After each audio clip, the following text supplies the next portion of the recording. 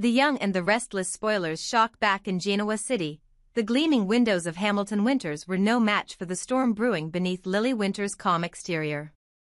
She had returned from Nice not as a vacationer refreshed by coastal air and European elegance, but as a woman shattered by an unthinkable loss. Damian Kane, so vibrant, so intoxicating, so utterly unexpected, had walked into her life for what felt like a fleeting moment, but in that moment, something had changed.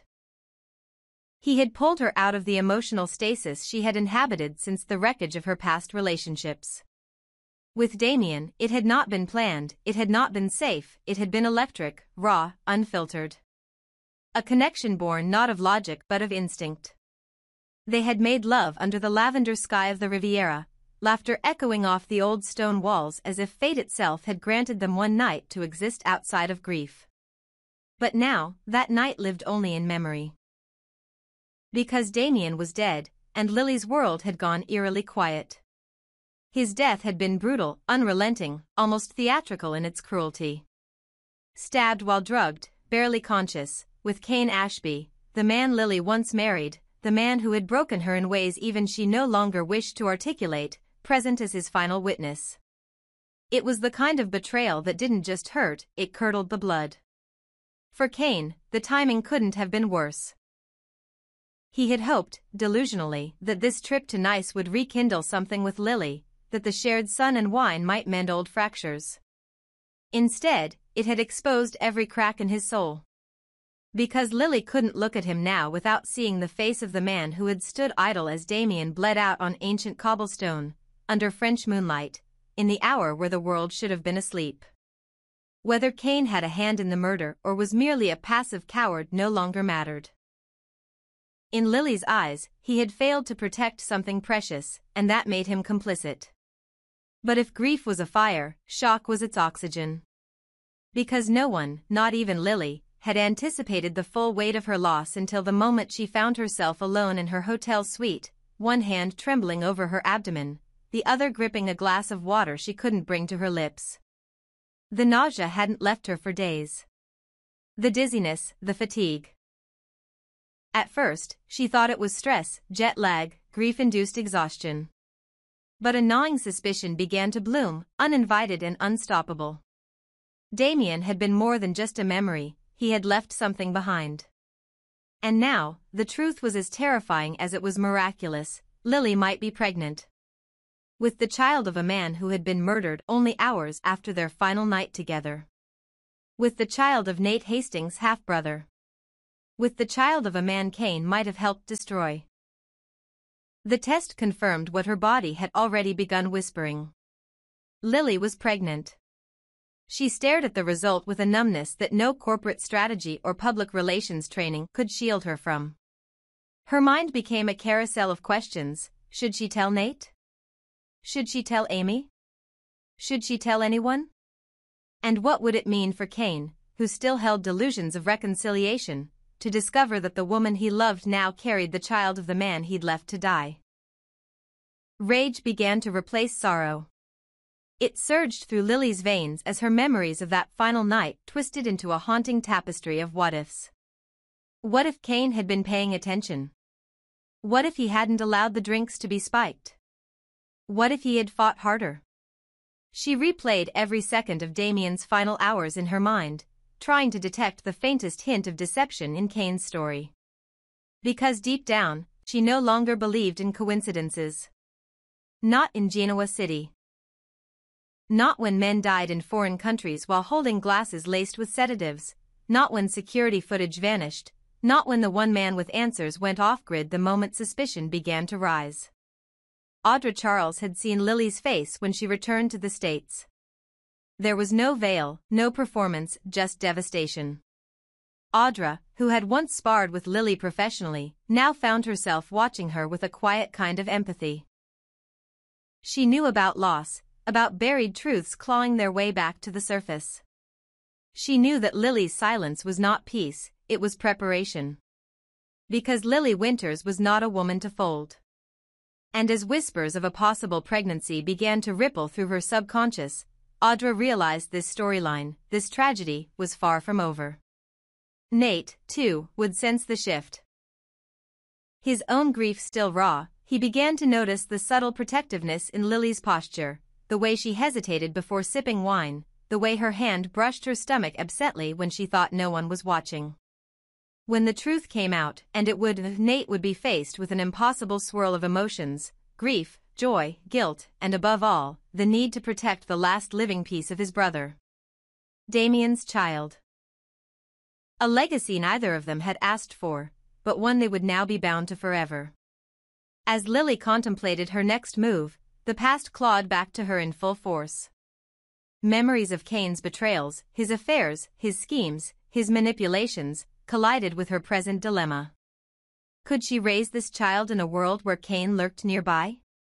Could she shield this baby from the legacy of chaos Kane always seemed to invite? Or would her love for Damian, brief but blinding, be enough to guide her through this? The questions loomed large even as the days blurred and pressure from the press, from family, from Nate and Amy, mounted. And through it all, Kane remained a phantom, missing, hiding, or perhaps orchestrating a new game from afar. His silence was as damning as his presence. Because if he truly had nothing to hide, why disappear? Why not return to clear his name, to fight for Lily, to mourn Damian like the rest of them? Lily's instincts screamed louder with every passing day. Kane was not innocent. Maybe not the killer, but not innocent. Not by a long shot. As the storyline in Genoa City edged toward its inevitable reckoning, the pieces moved silently into place. Lily with her unborn child. Nate and Amy demanding accountability. Audra watching with unnerving precision. And somewhere in the shadows, Kane. The past had never truly left Genoa City. And now, with Damian gone and a baby on the way, the future would be defined by one simple, unrelenting truth: what is done in darkness will always come to light. Would you like me to continue the story with Lily's pregnancy becoming public, Kane's return to Genoa City, or a dramatic DNA twist? We can also bring in characters like Devon, Billy, or Jill to deepen the web of consequences. Just say the word. Here is the next long-form continuation of You're the Young and the Restless narrative, seamlessly weaving in the emotional pregnancy arc of Lily Winters, Amy Lewis's potential healing, and the looming uncertainty surrounding Kane Ashby. This section maintains your desired tone, intimate, dramatic, continuous, with deep emotional stakes and minimal breaks. Of all the sorrow left in the wake of Damian Kane's tragic death, the sharpest ache belonged to Amy Lewis. Not because her illness returned, not because her body had grown weaker under the weight of relentless medical battles, but because life had played its cruelest trick. Just when the world had finally offered her redemption, the son she had lost to time and shame returned only to be ripped away before they could build something lasting. Her reunion with Damian in Nice had been brief, charged with apologies and silences, but it had carried the seed of hope. Amy had looked into her son's eyes and seen a man not broken by abandonment but shaped by resilience, and for the first time in years, she had allowed herself to believe in second chances. That fragile belief shattered the moment she learned of his death, and for days afterward, her soul hovered between the edge of surrender and the desperate will to survive. She had wanted to give up. She had almost given up. Until Lily Winters walked into her hospital room with a trembling hand, eyes filled with conflicting storms, and a truth so raw that it stopped time: she was pregnant, with Damian's child. In that moment, the weight pressing down on Amy lifted, not completely, not all at once, but just enough for her to breathe without wincing. The idea that her son had left behind a piece of himself, that his story would not end with a grave in a foreign land, brought something almost divine to her fractured spirit. She wasn't just going to be a grieving mother anymore. She was going to be a grandmother. The sound of tiny footsteps, still months away from echoing in the world, gave her a reason to stay tethered to life. The cancer, which had once felt like a death sentence, suddenly became a battle she wasn't ready to lose. Amy's condition began to shift in ways even her doctors couldn't fully explain. Her vitals stabilized. Her appetite returned. The light in her eyes, dulled by months of pain and sadness, sparked again. Some whispered it was a miracle. Others said it was maternal instinct. But Lily knew what had saved Amy. It wasn't medicine. It was love. It was legacy. It was the promise of Damian living on in the heartbeat inside her. Still, the joy of that revelation was layered with complexity. Lily had barely begun to process her own grief, to navigate the idea of raising a child alone, or rather, not entirely alone, but without the father. This wasn't her first time facing motherhood under challenging circumstances. Years ago, she had embraced Sam Ashby, the child Kane had fathered during one of the darkest chapters of their marriage. She had taken that boy into her heart, found grace and forgiveness, and grown stronger because of it. But now, the tables were turning. She was the one bringing another man's child into the world, and though her relationship with Kane had long dissolved into ashes, the lingering question loomed: how would he react? Would he reject her, or would he rise above old bitterness and offer support? Did Kane still love her, or was his love merely a relic of a past he couldn't let go? At first, Lily considered keeping the pregnancy to herself. The baby was hers and Damian's? A sacred connection she didn't want tainted by scandal or speculation. But Genoa City was not a place that allowed secrets to stay buried, and the moment her symptoms became obvious, the gossip would ignite like wildfire. She knew she would have to tell Nate and Amy, and eventually, Kane. And it was Kane's response that terrified her most. Though recent developments had mostly cleared him from direct involvement in Damian's death, there remained a cloud of suspicion, a sense that even if he hadn't orchestrated the tragedy, he had failed to prevent it. She couldn't erase the image of him stumbling through the villa, too dazed to help, too compromised by whatever substance had been slipped into his drink. And while his grief seemed genuine, his vanishing act afterward had stained any hope of trust. When Lily finally told him, face to face, no filter, no drama, Kane's reaction was one she hadn't expected. He didn't rage. He didn't beg. He didn't collapse. He simply went still, like a man who had just been shown a window into a life he had no right to look through. His eyes flickered, his jaw tensed, and after a long silence, he said one thing: I won't walk away this time. Whether that meant he would support her, or simply refuse to be erased from her story, Lily couldn't be sure. But she did sense something different in him, a humility she hadn't seen in years. Maybe losing her again, maybe being there when Damian died, had forced him to face truths about himself that words alone never could.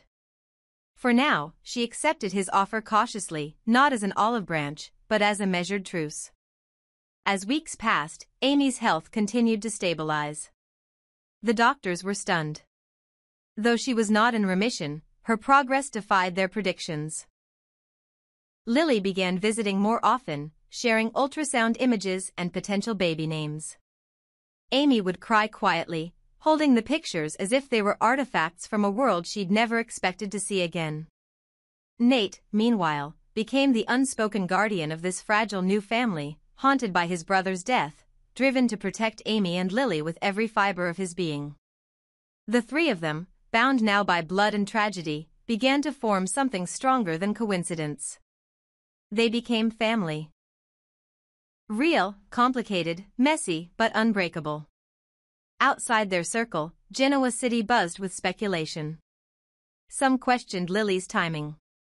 Others debated Kane's role.